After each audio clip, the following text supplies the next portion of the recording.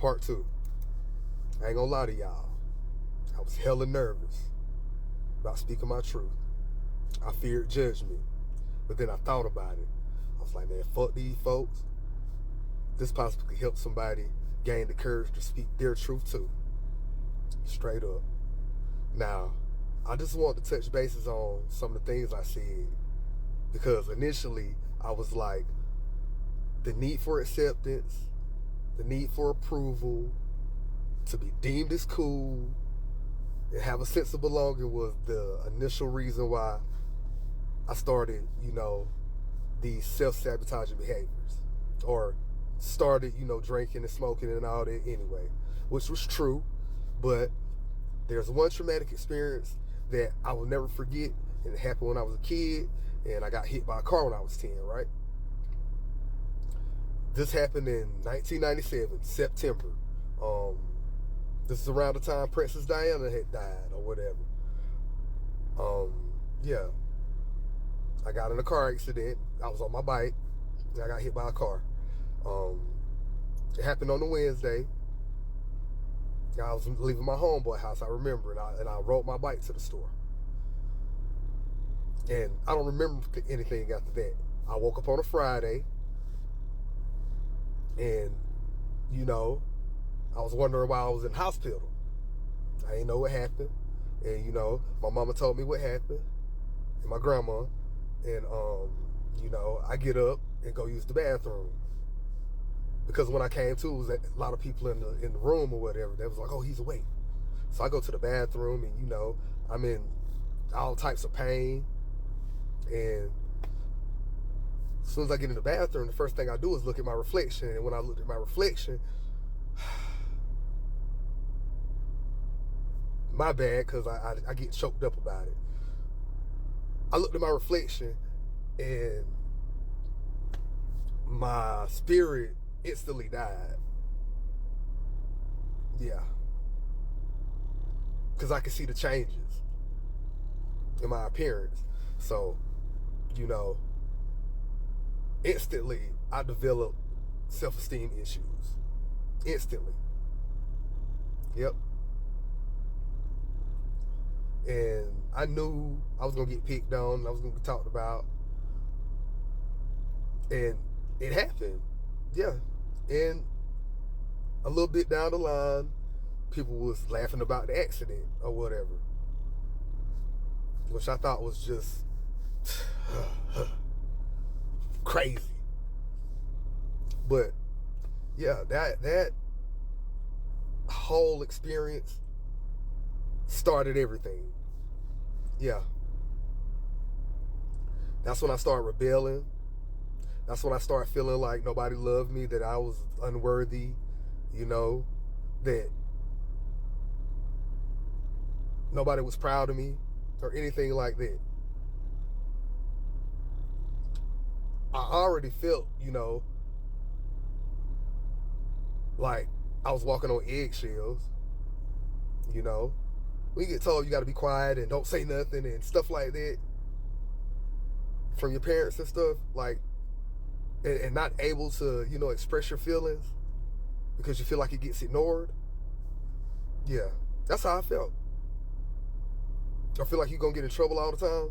Yep, that's how I felt. I was bad, but at the same time, that's what kids do. But yeah, I just felt like I just wasn't good enough, and I wasn't loved enough. So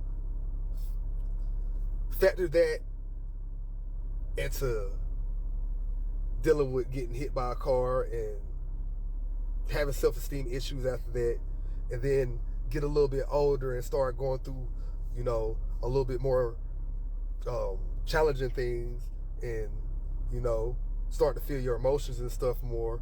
But now you dealing with relationships and friendships, and some of them not working out like they're supposed to, and you just get all these feelings that you don't want to feel.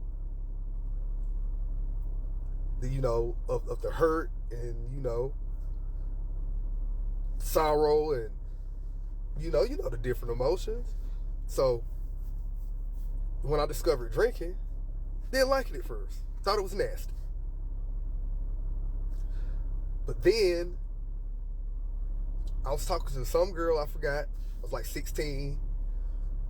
Started back, and I realized what those spirits did to me.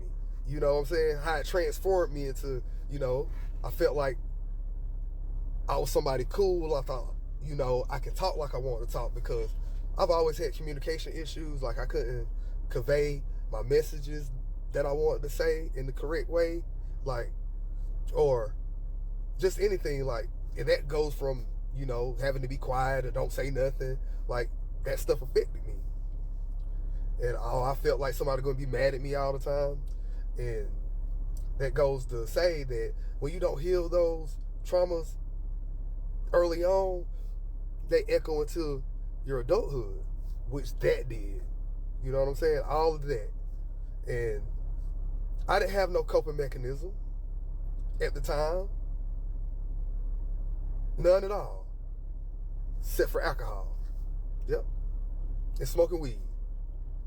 It started off as something fun and what everybody does, you know what I'm saying? Not everybody, but, the majority of the kids, experimenting and stuff. Yeah, it started that way. Spiraled out of control. I didn't start knowing I had a problem right before my twins was born. I'm gonna put it like that. Yep, right before, because before then, it was just all fun and games. When it became a problem, my twins was about to be born, then they was born, and then dealing with that type of relationship. Now you got kids, and I don't know shit about being a dad. I always said when I had kids, I was gonna be in their life, though. I was gonna be there for them every day. And I kept that up. In the midst of all my shit, I kept that up. I kept that promise to myself. And yeah, I started sensing, I needed help, but I didn't seek it. I didn't seek it. And between, going to juvenile and stuff like that, it was just all type of stuff happening, and I didn't know how to cope with it. So I buried it. Like, my career choices and everything, I buried that too. Because of it. Yeah. I buried a lot of stuff that I could have done. Like, growing up, I wanted to study psychology and human behavior, because I'm a nerd. I wanted to, have something to do with music. And on the side, like, be like a computer technician, work with computers and stuff like that. Those are the three things that I had my mind set on growing up. That's what I wanted to do. Threw all that shit out the window for the lifestyle, for the acceptance. And just, it's just the whole process that happens after. Like, once you too far in and you start denying shit and start feeling like, oh, okay, I can handle this, when it's clearly causing problems, but you don't want to accept it because you think you can handle everything, especially if you're like me, because I developed this independent mind state. Like, I can just handle everything, I can do everything, I'm not finna ask for help, I'm not finna do none of that. That pride get the best of you, your ego get the best of you. And I didn't know nothing about nothing. Like, I got used, just all type of things that was just going on, because my level of awareness was gone. I have no boundaries, none of that. Like, it did a number on me. Like, everything was dumbed down. It was just like, whatever, I don't care no more, nobody loves me. And then that victim mentality. You go through so many emotions and so many things attached to you, because, like I said, alcohol or spirits, and it's a gateway to a lot of other stuff too. People say weed is a gateway. No, it's alcohol. start popping pills. I'm talking about all type of stuff, just self-sabotaging behavior because I didn't love myself enough. Because I felt like nobody loved me. And I felt like everything that didn't work out, friendships, relationships, was my fault. Even if it wasn't. Because it's a lot of them that was my fault. Especially when I had got to the point where I was just so far, didn't care about it. And, you know, I feel bad about a lot of that because I knew that wasn't me. But it wasn't to the point where I started hearing it from my kids. That's when I knew, yeah, it's time. It's time. It's time to seek help. It's time to seek recovery. And for anybody else dealing with it, it's okay. It is okay. Because once you start feeling like you don't have no control and you're a slave to your habit and a puppet and you make irrational decisions, like for example, me, I'd be like, I'm hungry, but I'm finna go in this liquor store and go get this big ass bottle and I'm gonna drink this and, you know, with my peoples and everything, and then I'll think about getting something to eat later. It might not get nothing to eat, just be out of my mind. Or, you know, just stupid shit.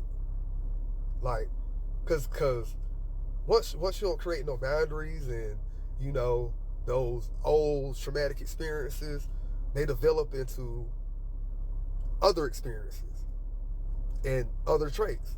People pleasing, not taking up for yourself, always apologizing, being too damn nice.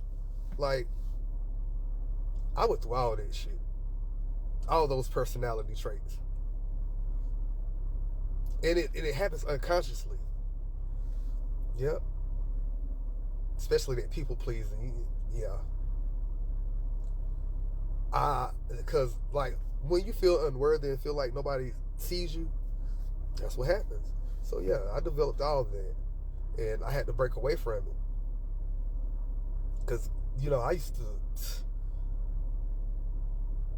people used to just, okay, he's not aware of nothing, so okay, if I ask him for $20, he gonna give it to me.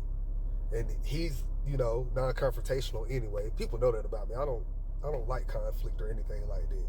I'm like a genuinely good person. But I'd be so fucked up I didn't think about shit like that. And, you know, I just let shit go. Let shit go. And I didn't know how to handle stuff like that. Like I said, that was from childhood. Not being seen, have to be quiet, you know, certain things. If it's a problem, you ain't going through that, you too young, stuff like that. That transpires into something else. And it echoes in your adulthood. So yeah, I went through all of that. But overall, if you're, you know, going through anything like that, anything similar to what I'm speaking about, it's always a way out. You can always seek help. Always seek help. There's been plenty of times I tried, but my pride and ego wouldn't let me. And I failed every time. It sunk deeper and deeper and deeper and deeper. So while you have a chance, seek help, talk to somebody. Self-medicating ain't the way. There's other ways to cope with negative, hurtful feelings, thoughts, traumatic experiences. There's positive ways to do it. Positive ways. Instead of self-sabotaging. Trust me. Trust me. Yep. And you're going to deal with, you know, the symptoms of withdrawals and all that. You know what I'm saying? Like, mine was, if I stopped drinking and I try to go cold turkey, like, my stomach would hurt, I would feel sick, and I'd be like, I gotta have something. Or I'd get these headaches. But the headaches I would get, they would be like migraines. And I always get them because, you know, that's just the after effect of me getting hit by a car. So it's a lot of things that factored in to my addictive behaviors. And the reason why I I sunk so low. Everything that I went through, I felt like I had to bury it. And the more I buried it, the more, I sunk deeper into it. And you have to want to seek recovery. Because there's a lot of people out here that want to seek help, but then they worry about this, they worry about people, what they go. Man, this is your life. Your life is important. And if you feeling like you're not important, you were born. Think about it like that. You were born. So you have purpose. Yeah. Yep. So there's always a way out. There's always a way out. Mental health is important. Physical health is important. And people love you, even though you may not feel like nobody loves you. You're important to somebody. So yeah, love yourself. Love yourself and, get yourself together. It's possible. You just gotta want it. Lego.